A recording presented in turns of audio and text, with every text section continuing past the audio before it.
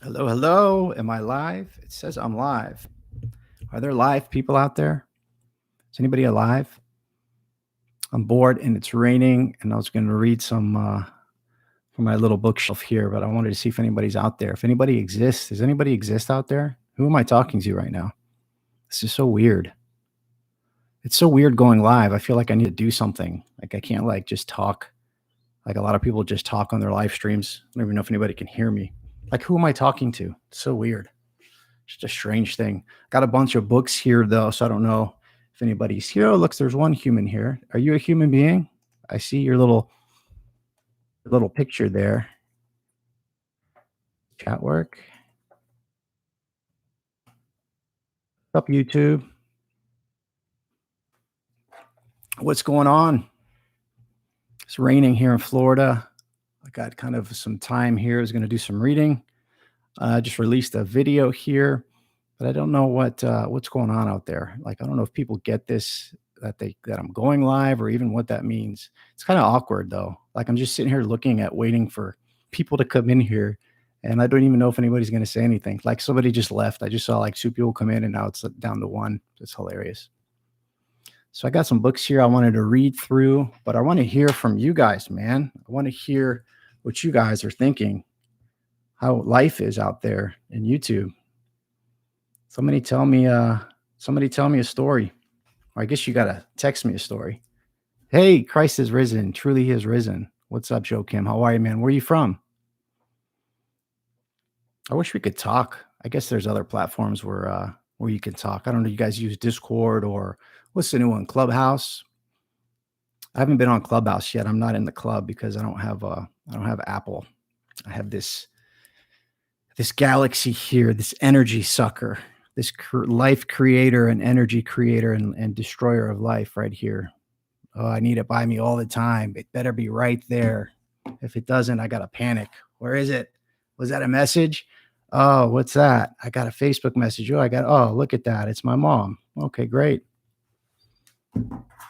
Oh, you live in South Carolina. I live in Florida, man. Sunny Florida, right outside Tampa, actually in a town called Trinity. So, Trinity, Florida. Yeah, it's a nice little area. It's been nice being in Florida here. Can you guys hear me? Joe Kim, can you hear me good? Is it low or loud or perfect? Oh man. And I vape my life away. I don't know why I keep vaping. It's dumb. I never really smoked before. But the passions, man, it's hard to kind of overcome, even the little stupid ones. Cool, man. Thank you. Audio is good.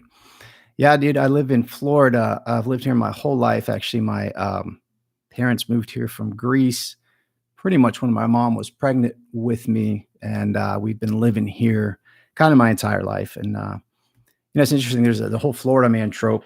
Florida's always, I think, rightfully so, made fun of as a place where people are just on opiates and doing crazy stuff all the time. It's true, actually. That's true. But now it's been the state with the most sanity recently, which, man, everything has flipped, literally inverted uh, into the upside down world.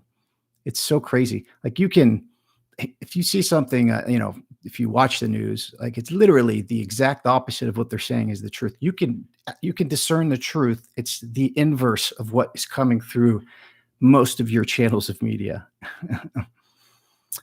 See here, Cato Loveboat. I'm beginning a long journey of reading and soul searching about converting to Orthodox. I feel drawn to Orthodox, but I think it will be years before I would make such a big decision. God bless. It will take years. I don't, I have the same, I'm in the same boat. My family, we're all trying to kind of get in to the Orthodox Church. We kind of got one foot in, one foot out. But I was talking to my priest because, my wife, she's into converting, but I want her to really do it. And the priest is like, it could take her 6 months, a year, or even 10 years. So it's like, it's a long process. It's not something to jump into. And that's what I like to do. I like to jump into things and kind of burn myself out. So I'm trying to kind of take it slow as well. But yeah, I think that's great. I would keep reading, keep searching, and praying. At least that's what I'm doing. So I can't advise you, but I can tell you what it's been, I guess, working for me. Vaping, me too. Pray for me. Pray, yes, I'll pray for you, brother. Pray for me as well. I feel like I think I've like equated or qualified. I'm like, it's not that bad. There's no smoke. It's not like you need it. It's a weird thing. It's just kind of like a tick, like a nervous habit or something. But addictions are weird. Addictions are strange. It's a strange thing. I've been thinking a lot about it because I live in a town where a lot of my friends, very close, my best friend died last year from an overdose, and he, many of his many of his family and many of kind of my friends, maybe a dozen the last couple of years. The craziest thing. I don't know what is going on, but addiction is a strange bird. It's a very complicated thing to work through.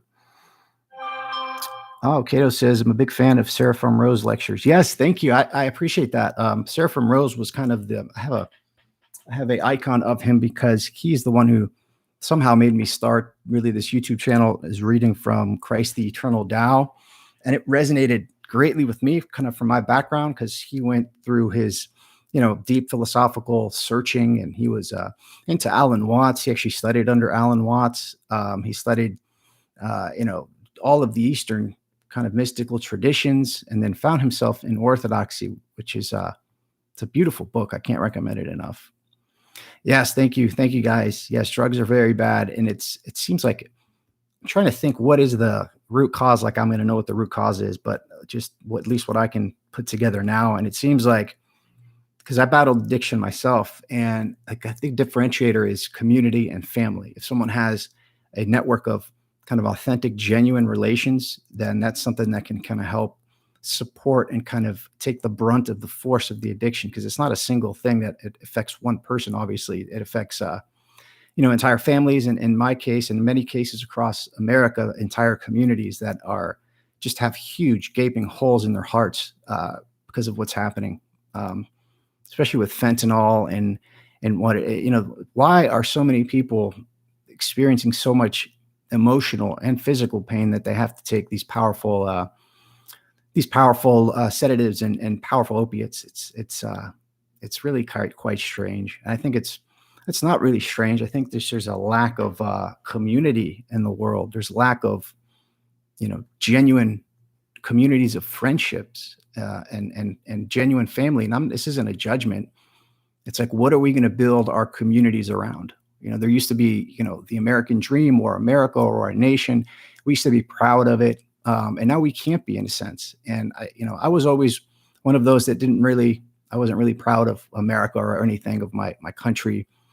Things have deteriorated so greatly the last few years. I bought my first American flag ever. Like, I'm like, whoa, things are getting weird. But you can't even mention God anymore. You have to say, universe, or, I'm spiritual, not religious. And even the opportunity to engage kind of an authentic tradition or an authentic relationship with God, it's been ridiculed so greatly and deeply. And it's too bad. And you notice that it's cool to do anything else. It's cool to be anything else, whether you want to be a Hindu or a Buddhist, or you want to be a Zen meditator. You want to explore Native American kind of religions, pagans. What's the one thing that's continued and still ridiculed? It's Christianity. And, it's really rightfully so in one sense, right? Because, but I don't, it's complicated. Yes, porn is one of the kind of root causes, right? And the question is, Cato Loveboat was just saying, porn is one of the worst forms of addiction out there. Absolutely, and it's one of the accelerators of the deterioration of relationships. So many young men and women are just bogged down by pornography, and the question is, why is pornography ubiquitous and free? It's like, people are making money off it and it's an industry. Yeah, that's true. But why is it completely free on the internet, one search away? And it's not just porn. It necessitates the continuous degeneration of pornography. Like the addiction, it gets really dark really quickly, and it kind of makes people numb. It makes you numb to actual relationships and changes your expectations, and it really affects the heart deeply. It's really it's really a difficult thing because that's something that just a few years ago, I think we're able to talk about it a little bit more. But before, if you were talking how pornography is something that should be avoided, you were looked at as a prude. You were looked at as some kind of ancient person that just needs to get with the times of sexual liberation and freedom, which I'm not against sexual liberation or freedom, but it's become without any tradition or constraints on it. It's literally an avenue for demons in a sense, or mental health. You can call it whatever you want, right? It's an avenue for mental health issues, for relationship issues, and it's one of the destructive kind of solvents of or disillusionments of community. So it's too bad. Let's see here. Yeah. I think in patriotism, Joachim was saying, I know what you mean about discovering patriotism, but I think we need to go farther than patriotism. I think that's, we're trying to latch on to something that is, I think it's important. I think it's important to identify the values and the qualities of your nation, in my case, America, that makes it great. In addition to the critiques, we've critiqued there's no more critique left. I get it. There are issues with corruption in government and corporations. They are deep. There's a deep rot in the way that the system is configured. I agree. But enough, enough. I get it. Let's build it back up. You can't destroy it, and with no intentions or understanding of what that would look like for people. And I have a background in critical theory and philosophy. And it's very attractive because it's fun and it's just human nature to want to look at what's wrong, all right, and point out what's wrong with everything else. But if that's been happening intensely for the last 50, 60 years, and as brilliant as the critiques count, and I think that's why I agree with you, Joachim, that patriotism is something that is necessary.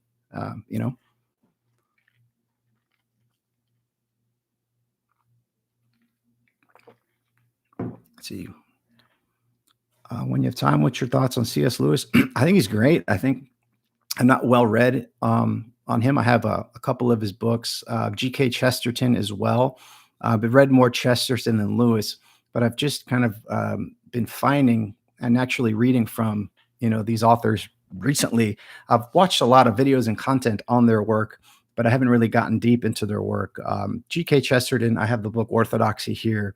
And I think another one which I've read through, but I like that it's brilliant, and it resonates with a lot of people that are outside of Christianity as well. And I think that's what's important. That's something that has been kind of pulling me, is finding these authors like Marshall McLuhan, like Rene Girard, like a C.S. Lewis and a G.K. Chesterton, people that were really intellectually curious and were sophisticated in their intellectual reading, and they're well read, and they could elucidate what's important about Christianity, what's interesting, what's beautiful, what's true, right? And that's something that I've been drawn to, and that's kind of one of the impetuses to read and read some of these books that I've been reading, because it's like this information just needs to get into people. They need to consider it. You don't need to convert to anything, but you need to at least look at the tradition that you were trying to burn down. At least consider the structures of it, the beautiful qualities of it, that has created a society that's distributed more well-being across the population than anyone in the history of the world. At least I don't know if that's the case. It seems like that's the case. People that I trust say that. But with all of these technological advances, social advances, we're seeing a deterioration that's just not necessary, it seems like. But it seems inevitable, but not necessary. Let's see. Flirting with monarchism. I guess a lot of Orthodox folks are monarchists. Yeah. I've engaged with those communities as well. But it's like, what does that look like? I don't know that there's going backwards. I don't know that. I don't think the solutions, political, economic, social, are going to be found in any of the structures as they were presented in the past. Right, with new technology that has kind of overcoded everything, whatever a solution or whatever the arc is going to look like, I don't think it's going to look like traditional political structures, but I don't know. See, I love Jonathan Peugeot, and I agree with him on many things, but I can't quite agree with him on art. I agree that liturgical art and the liturgy itself are more important for people. Yeah, I think that's his position, right? That liturgical art and liturgy itself are more important for the people. Yeah, I agree. I think it's important, and I think it's another thing that's deteriorated. And I was talking with Neil deGrade on the podcast the other day, and he's talking about Christian art. What is Christian art in the last few decades, few 50 years have been Christian rock, and that I think this return to the appreciation of icons is important and interesting. I think it's something that's leading people towards kind of an authentic ability to open up to their relationship with God in a sense.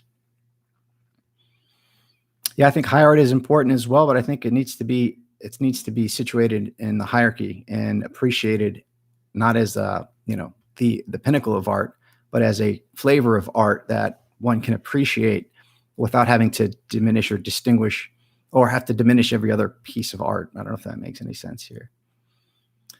See, Ari Fisher says, "Hey James, any thoughts on balancing the intellectual curiosity with the spiritual humility in life? It's something I've been thinking about. If the desire to consume knowledge can become a passion." Yes, 100%. That is kind of my passion. And when I was talking with the priest about a year and a half ago, and I was talking about reading the church fathers, and I just devour books, and I'm hyper intellectually curious, which is a passion, and that can really lead to confusion and spiritual, not depravity, but kind of limit spiritual growth. So I think there is a balance that needs to be struck there, and I don't want to recommend a book when I'm talking about reading too much, but Saint Gregory Palamas, who is someone that he talks about this, and he talks about this book was written in the 13th century, and he's talking about there was a confluence and a hyper appreciation of Hellenistic philosophy and just philosophy and science at that time, and he wasn't degrading it or denying it, but he was showing how the Hesychast tradition, which has a lot of the deep spiritual practices in terms of meditation, prayer, and contemplation, in dealing with this exact issue here, Ari, of dealing with working through the intellectual while staying rooted in the heart. I think have to be rooted in the heart, and the nous has to be purified, and purifying the nous a lot of times comes with a diminution of the passions. So I agree with you. One of my kind of passions is reading and thinking a lot, and it's not healthy to overdo it. And it's one of those that is subtle, and it's like, I like to read a lot, but it's, all passions, not all, but from my understanding is that passions start out as something good a lot of times. And I think it's just interesting if we take it back to addiction. Passions start out as something good, and then it's kind of a doorway to allow kind of the amplification of the passion, which turns it into something destructive rather than something constructive. And I think not even acknowledging that we have passions. When you talk about the passions with people, they're like, most people would be like, what do you mean? Why wouldn't you want to be passionate about something? Why could the passions be negative? But the way that really locked it in with me is like passions, the root of it is passive, right? It means what are those things that affect us that are outside of our control, that react on us passively, right? And addictions really are, an easy thing to look at. But overthinking, overeating, pornography, overworking. You can have a passion of working out, of whatever it may be. I think it's about controlling that and having that balance. So that's a great question, Ari. Let's see here. Do you already know who will be the next guest of your show? Let's see. I have a couple lined up. I have this gentleman, Tyler Hamilton. He has the podcast Theopolitics. We'll be talking next week. Also going to have another talk with Nate and Sherry on the hierarchy of heaven and earth, this book, which is really wonderful to parse through. It's not a Christian book, but it's if you're into Peugeot, and if I got this recommendation from who was it? Was it? I can't remember now. But yeah, it's a great book. So I'll be talking with them this week and a couple others here.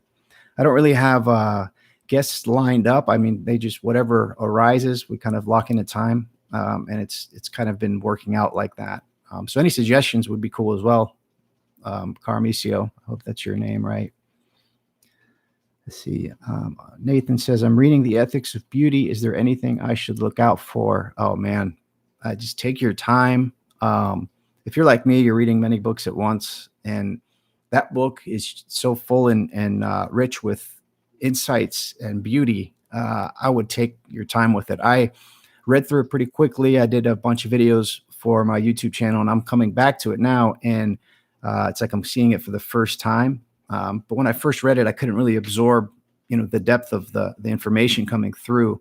So I would just take your time, and each chapter is kind of itself a self-contained book. And it's one of the most books I couldn't recommend enough if you're exploring Orthodoxy, almost hands down, is the Dr. Petitsis, The Ethics of Beauty, right here. Ooh. And if you have watched my channel, I talk about it a lot. And I've read from a bunch of chapters. If you're exploring this, whether you want to be Orthodox or not, or you want to just, if you're intellectually curious, spiritually curious, philosophically curious, psychologically curious, I kind of highly, highly recommend this book and to take your time with it. Let's see. I'm reading this Ethics of Beauty. Here, Joe Kim says, I'd love to hear your thoughts on the Theotokos. I watched your Mother of Light video. Yeah, that's one that I just made, and I don't know that I can speak to her in any meaningful way yet. I feel like it's hard to talk through it. I mean, like, even just thinking about it, I get emotional because I feel there are some deep-seated kind of issues that she can help heal in a sense. I don't know. I think, I guess generally, I think that the Mother of God, the Theotokos, is necessary to heal the divide between the masculine and the feminine, right? It's necessary to, and I don't know how to talk through it, because I'm not saying you have to become Orthodox, and like, it's hard. I don't want to, give prescriptions, but her just developing a relationship with her individually, and I think collectively, is so important and can heal this massive divide between the masculine and the feminine. I think we need to form a reappreciation of the feminine as such. I think what's happened recently is really a degrading of the feminine, and there needs to be a focus on the beauty and the necessity and the absolute necessity of the feminine. And so we need a healing of the genders, in a sense. I don't even like that term. And there is a portion in the Ethics of Beauty, and he talks about how through the relationship of the male and the female, through a husband and wife in context of marriage, right? The husband and the wife act as, as icons of their roles, right? And then they actually, it's hard to articulate right now, they switch roles, right? So that was lightning. The male is the king, right? The husband is the king, and the wife is the prophet starting out in the relationship. And then they actually sacrifice those roles and take on each other's roles, where the wife becomes the protector of the family, right? And the husband kind of becomes the prophet. So they sacrifice their roles to Christ. They experience each other.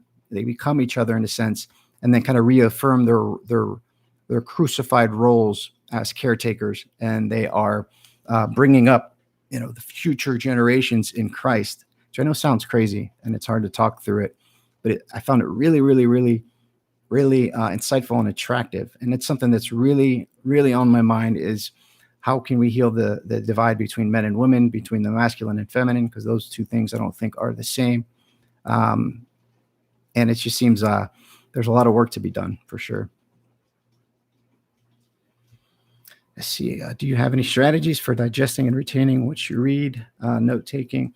I don't take notes, or I don't do annotations. Partly of starting the YouTube channel was to read, what the books that I'm reading, and then I could revisit them at during times while I'm doing chores or I'm driving. So that might be a good tactic, is record your reading. Reading out loud actually has a certain quality to it that I think is interesting. But then you can re-listen to yourself reading, and you can re-listen it to like 1.5 speed, right? If you really want to, obtain the material there. But I think that's, I'm I'm playing on your passions here, on our passions here, so I don't want to advise you to do any more reading than you probably already are. See, Dr. Father Deacon Ananias would be a great guest. Yeah, he would be a great guest. I just saw him on Church of the Eternal Logos. Shout out to my brother there, talking about logical fallacies, which I think it's great when people are, that are not familiar. Like, how can an Orthodox clergyman, inform you of a logical fallacy? Because people just assume that Orthodoxy is just filled with logical fallacies. Because how could you believe in something like God these days? The inverse is true. People, like, whatever you see coming through generally through your media and through conversations, this kind of sounds like a dick saying, but almost every time the exact inverse is true, right? So you can explore any spirituality that you'd like. Again, Zen, Buddhism, whatever it is, but Christianity, don't touch it, right? That it's the bane of existence. Any type of relationship, polyamorous relationship, being, single or whatever it may be, is the way to go. But marriage, that's an archaic thing. There was in the BLM website, before they took it down, one of the tenets was to dismantle the family unit, right? And it's, so everything that's being critiqued and destroyed, there's an essence there that needs to be resurrected, in a sense, I guess I'm trying to say. Can you see the monasteries return to the West rehab people the answers they will need, and it takes a long time for the Western to understand the Orthodox way? Yeah, great point, Crack Willow, and I think that's something that played a role in my life. There was Saint Ephraim, who died in 2019, who built 19 monasteries in the United States and Canada, and people were like, "Why would you build Orthodox monasteries in America?" And he just was compelled and thought it very important. I do think there's going to be a sort of revival. I do think, Orthodoxy in the United States, in America at least, is less than 1%. So most people, if you talk to them about Orthodoxy, have never met someone that's Orthodox. When you talk to them about Orthodoxy, they're thinking about, Hasidic Jews in New York. So I think we're in the beginning stages of a sort of revival, hopefully. And I think that will lead to a healing of lots of hearts. But don't look for it. This is something I fall into. Don't look for it at a massive scale. Look for it in your community, within your families and within your communities, because there are little pockets of beauty and truth that are popping up everywhere. But if you entertain the social media or just any media, almost, you'll feel hopeless in a sense, because it's like, oh, this little thing that's happening here, but look at this tidal wave that's happening. So I would suggest focusing on locally for sure.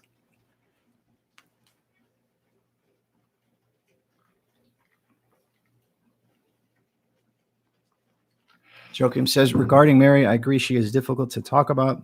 It almost feels too precious and reminds me of not disclosing God's secrets to his enemies from the divine liturgy.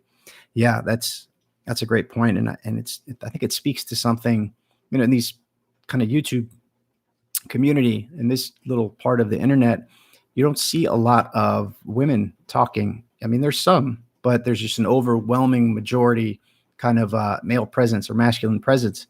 And I think, on the face of it, it could be like, women are being left out, or because it's not equally proportionally men and women talking about whatever topic it may be, the automatic assumption is that women are being, they're being left out, or they're being discriminated against. And that happens, sure. But I think, again, this speaks to the kernel of, we need to reappreciate the beauty of the feminine.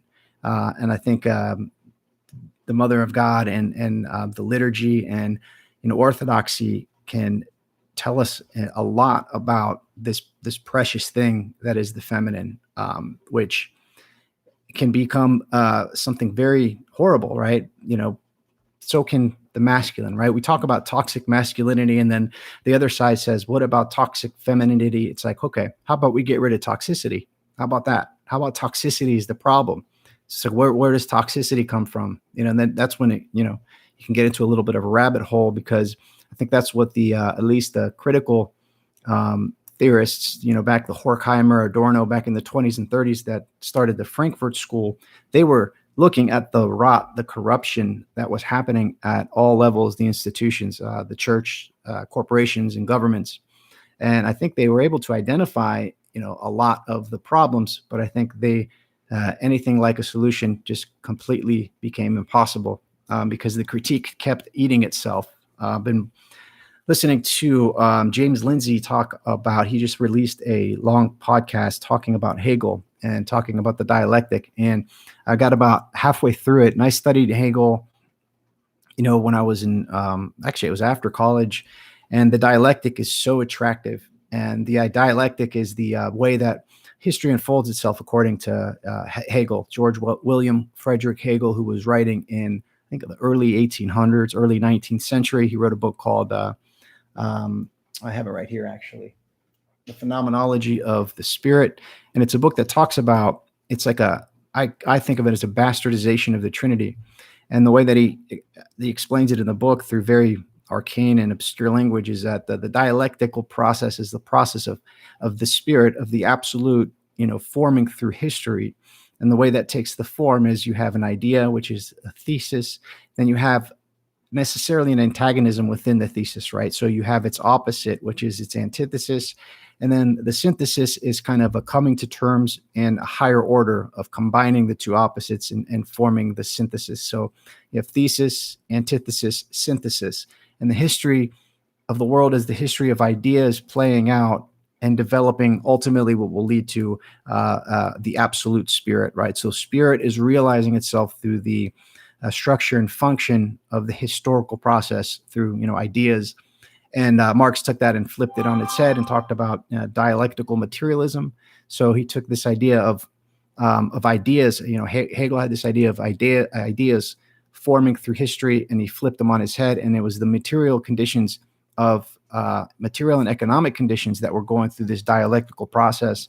But I think the interesting point that James Lindsay hits on is it's an alchemical process. It's alchemy, right? It's alchemy in thought, right? Because you have a thought, right? And then you have an antithesis of this thought, right? And then you're synthesizing the two, and ideally, or what they say, you're coming to a higher order. You're coming to, like, you're transcending, including the lower contradictions that were found in the duality, in a sense. And I think Hegel had reading into his life, and I got this information from Logos Rising, Dr. E. Michael Jones' book, and he talks about how Hegel had a son that he resented very much, because when he had him, he was about to engage in another part of his career. He was already pretty well known, and he resented his son very much. I don't think that he had a relationship with his son. And the Trinity, of course, is the Father, the Son, and the Holy Spirit. And the Son is not a negation of the Father, right? So the Father can be thought of as the thesis, the idea, right? And then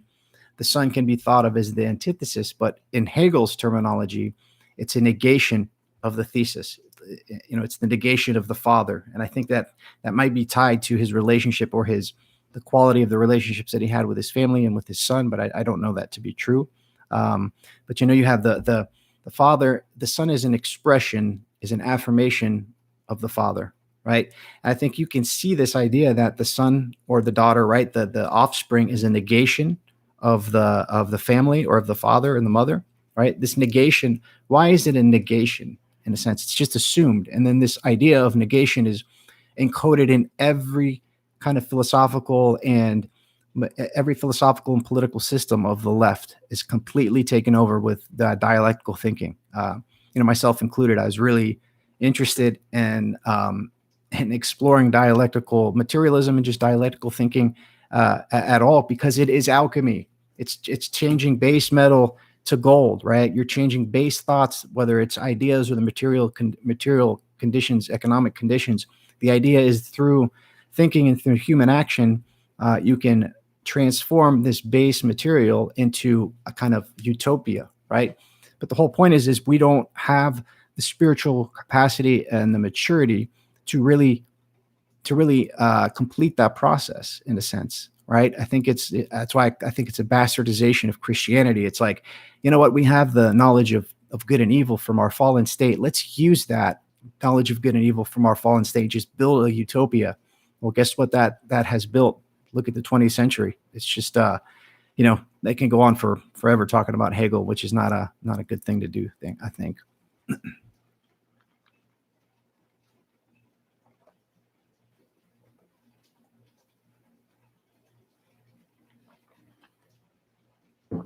Joachim says here, the people I see talking about postmodernism, most aren't very nuanced. Do you want to talk about hope within the postmodern condition? Yeah, great question. Great point. I think, it's hard because the way that it's set up is that if you start talking about, maybe possible hope within the postmodern system, you're getting pulled into the dialectic, right? Because the negate, like it say that, oh, things are bad as the way that they are, right? And we should do X, Y, and Z. It's usually appropriated in the system as something to be, something to be transformed in the dialectic as it is. So I'm very interested in this idea, but I think, and it's something that I maybe try to do on my channel, is not engage specifically with the dialectic, but provide a material, whether it's readings or conversations.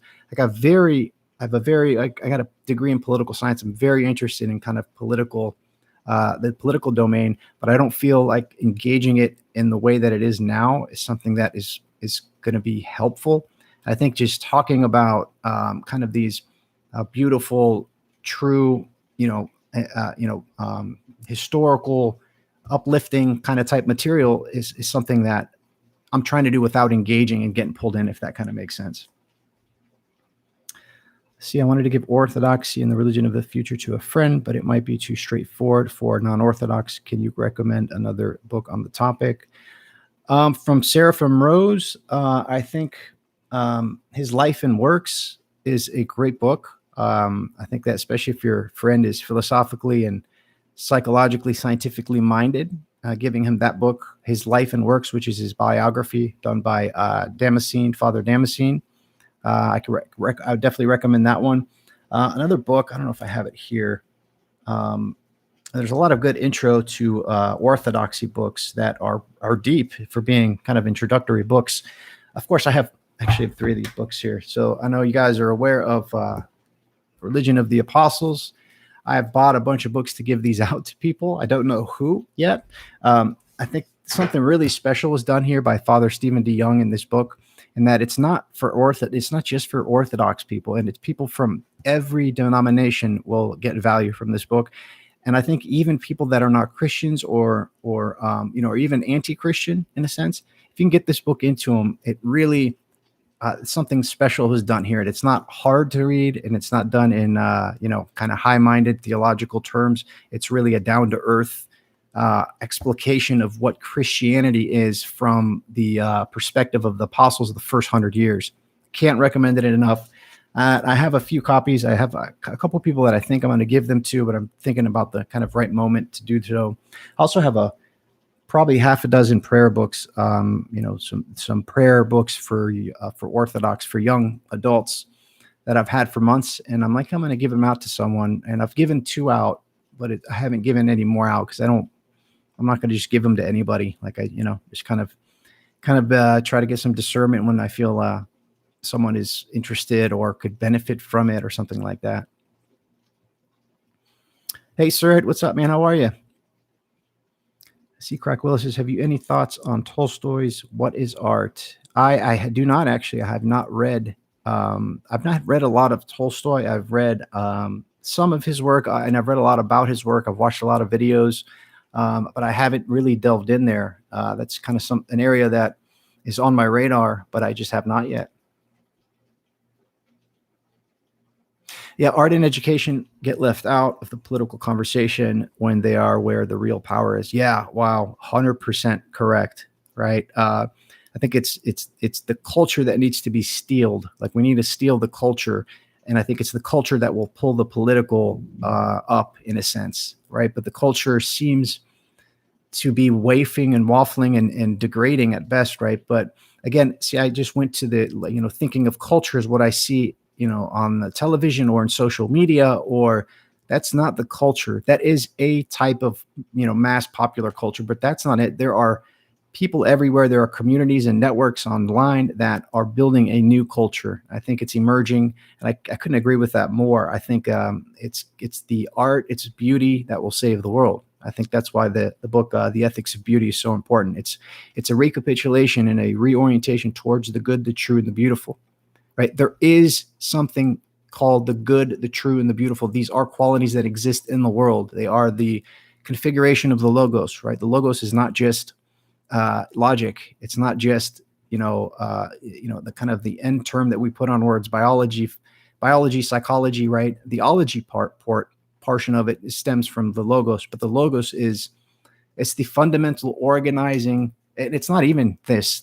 Some way you can think about it is the fundamental organizing principle that allows for the good, the true, and the beautiful to manifest in the material world, right? Because we've lost our ability and we've lost our communion with God for whatever through the fall, right? So we've lost our connection to the infinite, and we keep trying to build structures, finite structures, and we get attached to them and addicted to them, and they constantly keep getting destroyed because we've come to the determination that there is no truth, there is no ultimate reality. Everything is a construct. Everything is, everything is socially constructed. Everything is completely related to language, which is self-referential. So there is no referent, there is no truth, there is no good, and there's no beautiful. It's in the eye of the beholder, and all of the art, at least from a mass populist perspective, has reflected this degradation of the good, the true, and the beautiful, which I think is the expression of the logos through human beings. And I'm interested in resurrecting the logos, however weird that sounds. But it's very easy to get caught up in and inflated in these ideas. I try, to stay humble and just pray and do my part where I can to just, to share goodness with people. I try to do that at work, and I try to do that at home, and I try to do that with my relationships, and I fail here and there. But I'm continuously trying to get better at that. And I think with orthodoxy is something where the closer you get the closer you get into your relationship with Christ, the more this seems to work out in your life. It's hard to talk about, actually. See, what do you think is a good first step for what, Kayla? Oh, you're saying you should watch Roger Scruton's documentary, Why Beauty Matters. Yeah, I really got into Roger Scruton after his death. I mean, my background is philosophy, postmodernism, and critical theory. Right? I wasn't aware of any of these things that we're talking about really since the last 3 years. Right? I started my channel because I was so taken aback by the material that I was reading.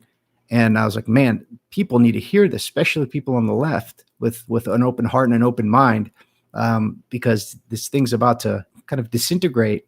So we need something to latch onto. So yeah, I've never seen that documentary, but I will mark it down to watch that for sure. What is a good step for someone considering orthodoxy coming from a non-denominational Christian background? This book, if you're, I would recommend get this book. It's cheap, The Religion of the Apostles. And then depending on the level of curiosity, the Church Fathers, YouTube resources, Jonathan Peugeot, the Jordan Peterson's biblical lecture series, if the person is kind of psychologically minded, can recommend that more. And then if there are people in the community, Orthodox people in the community, that's the biggest thing is to get with the people and engage with them. It doesn't even have to be theologically minded engagement, just coming together as human beings and loving each other through whatever activity it is, whether it's a barbecue at the house or your kids are playing together, whatever it is. It really comes down to love your neighbor as yourself, right? You have to plug into the first part of that, obviously, right, is love God with all your heart. So you have to get right with God. And if I called it the universe or energy for so long, right? And it's hard to just even say the word in most popular settings, but you're going to have to work through that. At least I'm talking to myself here, but kind of work through that. And you can tell the quality you can tell by the fruits that are generated from the engagement that you do with orthodoxy or whatever it may be. I think looking at the fruits, the relationships, the outcomes is something that you can use to kind of gauge there.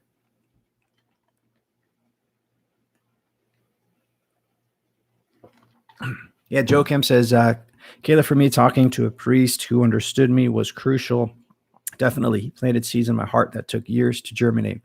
Absolutely, Joe Kim. And if you can find a true spiritual confessor and find someone in that's close to you, man, that is the most valuable resource that I can advise along with Joe Kim here. And if you don't have that in your community, use YouTube. I mean, for whatever negatives that YouTube has, there are so many wonderful resources, so many deep, insightful, spiritually discerning, priests and fathers and elucidations of the church fathers.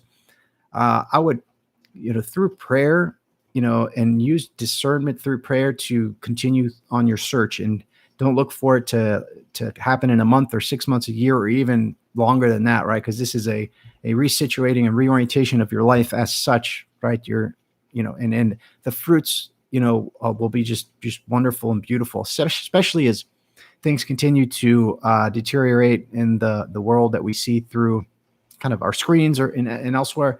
Need to build something close and real. So the self and the family is where I would start. See here, Crackwell says Heidegger talks about aletheia as an unhiddenness. Art is meant to aim at this. If it doesn't, it's just advertising. Yeah, that distinction of aletheia that Heidegger makes is right on. And the word lethe in Greek means hidden. Aletheia, which is truth, the word truth translated into Greek. So truth is an unconcealment. It's a revealing. And Heidegger, of course, was not talking in a Christian, at least explicitly. He was actually anti-Christian in a sense. He was saying that truth, in order for us to think about truth in a more originary way, a more primordial way, truth is a revealing. It's an unconcealedness.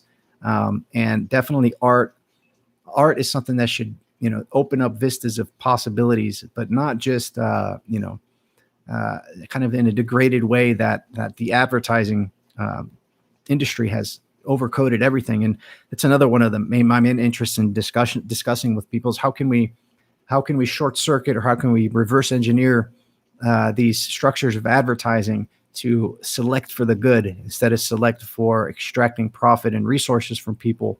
How can you use these same tools? And I think this is something, I guess my intention is with YouTube, is try to use these tools for good. And because, the devil is using them, the demons are using them. And, we need to start using that language. All right. There are forces that are disintegrating in nature, and they are using these popular, and I don't mean, it happens, I think, through people and through ideas and through ideologies. This kind of disintegrated and diabolical force is promulgated throughout the community and throughout the culture, but you can use these same tools and resources for the good. So, create art that helps disclose the truth through beauty. I wish I could create art. I'm not an artist. I'm not artistically inclined. But if you're an artist and you resonate with this, please start creating art. Start putting beauty into the world.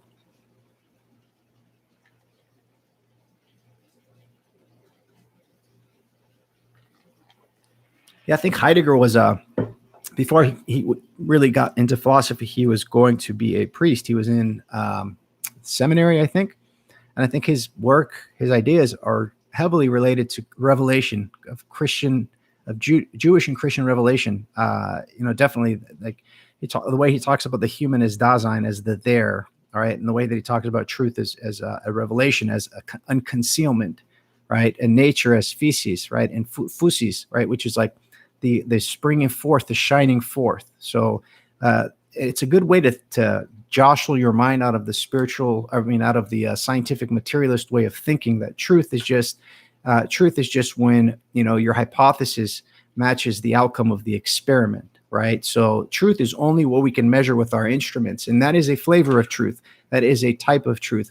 that is a type of the logos, right? But the logos is a higher, more revelatory way that encompasses, the scientific way of looking at things, which is important and profound. But when we look at all of truth through these scientific eyes, we get into really, really bad shape. I think that's where we're at. See here. Yes, definitely. He studied Duns Scotus very carefully. Again, a lot of his language is recapitulated revelation in a sense. And I know people will disagree with that. But look, come on, I want to study what is being. Like, his whole thing was being in time, and being is manifested temporally through time in a sense. And the whole mechanism, the book is really a tough read if you're not familiar with Heidegger, but there's a lot of resources out there. Again, YouTube videos. I think it's valuable, and it's helped kind of my thinking and kind of break out of that, that materialist way of thinking. Podcasts have been awesome, man. Keep up the great work. Thank you, Chris. I appreciate it, man. Yeah, and I enjoyed connecting with you, my friend, very much. So start your channel. Where's the joy in Girardian memetics? I glimpse insights, truths. I struggle to find, grasp joy. Yeah, I think, it's a good question. I think, Girard talks about, mimetic rivalry, and he talks about this mimetic process that leads to, kind of a destruction of relationships and leads to kind of the mob mentality. I think, to find joys, you got to avert your gaze from the mob. You got to, he would say that I think Christ was the Christ is what you plug your desire into. Christ is the one that short circuits or overcomes the mimetic rivalry. So the more that you engage with Christ with all your heart, the more joy will come into your life, and it will color the way that you see things and the way that your relationships lay themselves out. More joy will be manifested in, because I think joy comes from the heart, right? If you purify your heart and your nous, if you work through your passions through prayer and you attend the liturgy, and again, I'm speaking not from experience, but also from some advice that I've got. So I'm not 100% close to 100% there, but I think that will increase the joy in your heart. And in reading something like Girard, it's shocking. Well, it's not shocking. It's something that could put you in a state of a little bit of a despair, because you start questioning the relationships that you have and the relationships in the world. But I think there is a deep beauty and a deep joy if you kind of get through the other side of that. I think Girard had a huge impact on me. I read his book, I See Satan Fall Like Lightning, a couple times. I read it on my YouTube channel in full as well. So if you guys are interested, check those out. I have a whole, and I don't think I've had a lot of new subscribers, which I appreciate a lot. If you are new, please look at the playlists. I have playlists of authors and books where I've read lots. And I think if you just look at my channel, just going through the uploads, you're not going to be able to see the playlists, which, are really, I think, something was the whole intention in the first place of starting the channel, for sure. Chris says, I did, man. I've been posting some music, poetry. Awesome. 2 podcasts. Awesome, man. I'm glad to see that. See, sorry if this is changing gears too much, but I just watched another popular movie last night that mirrors the story of Christ. What movie was that? I just watched a horrific movie yesterday. Was from not recommended. It was talked about when Benjamin Boyce talked with Jonathan Peugeot. He talked about this very neo-pagan, anti-Christian movie called Midsummer. And I watched it last night. And I don't watch movies like that really ever. And it was just diabolical, So it's certain artwork makes you feel a certain way, right? And you can tell the nature and the quality of it. So I wouldn't, if you're into that, or if you're, I've kind of watched it analytically or try to watch it analytically, but that messes with me, man. Like, A Quiet Place. I have not seen that. Is that something you'd recommend? I think Jonathan Peugeot talks about it a lot, how the story of Christ is the narrative, right? And we have movies that, we have the Campbell's idea of A Man with 1,000 Faces, the hero's journey, right? Ultimately, the essence of that is the story of Christ. Christ went all the way down to hell, right? As lowest as you can go. If you think of it in terms of the hero's journey, the dark night of the soul, we all go through those cycles, right? His is the ultimate cycle, went down through hell to rescue humanity and then was resurrected. So all of the movies that are at least, are popular and that have a pull to them are recapitulating this narrative in some sense. I think that the Marvel movies and all these superhero movies, they're playing on this fundamental narrative. But I think some movies do it better than others.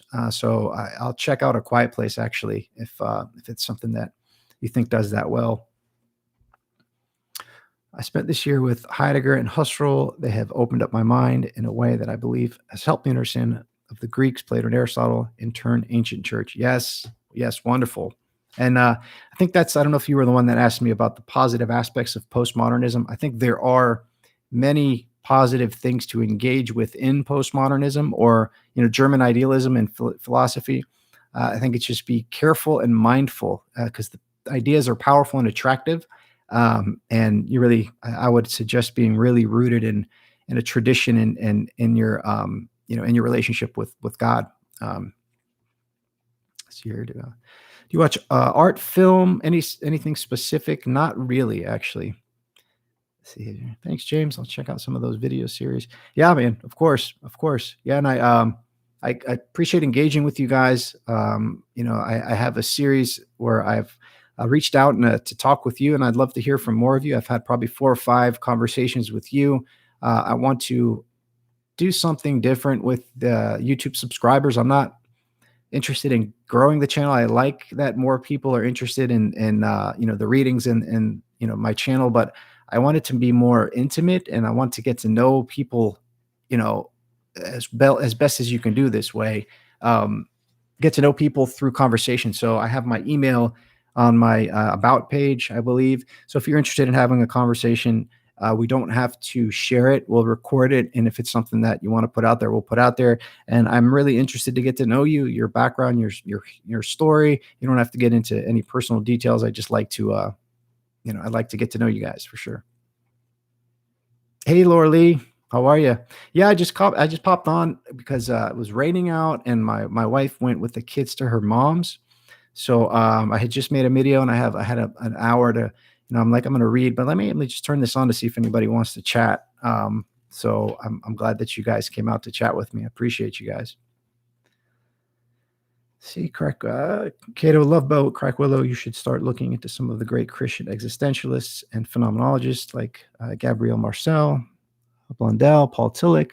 Oh, nice. There's some recommendations for me as well. Awesome. Ulrich. Yeah, that's great. I think I need to check those out myself. Yeah, great recommendations.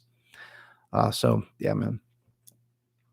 Yeah, guys. So I'll log off here. It's about an hour here. My family's about to come home here. They might even be home. So thanks for engaging with me. I appreciate it. And again, I would love to talk with you guys, on one-on-one and share it if you guys would want. But yeah, I'll keep releasing videos. Any recommendations on topics? I'd love to hear from you guys. Let me know. I'm always available via email or message. I respond. So yeah, I'll let you guys go. Thank you. God bless. And I'll see you next time. Thanks, guys.